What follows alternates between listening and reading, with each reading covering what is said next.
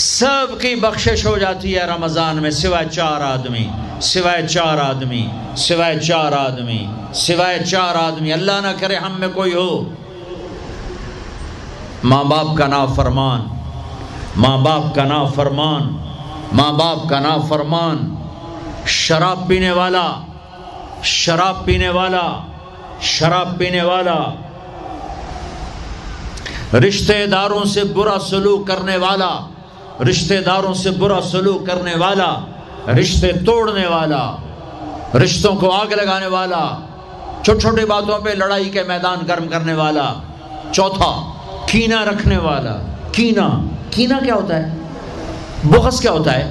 بغض، بغض کہ مجھے نفرت ہے، نعمان سے مجھے نفرت ہے، یہ بغض ہے۔ کینہ کیا ہے؟ کہ نفرت کے ساتھ میں نقصان پہنچانا چاہتا ہوں، وار کرنا چاہتا ہوں، یہ اس سے اوپر والا سٹیپ ہے کینہ۔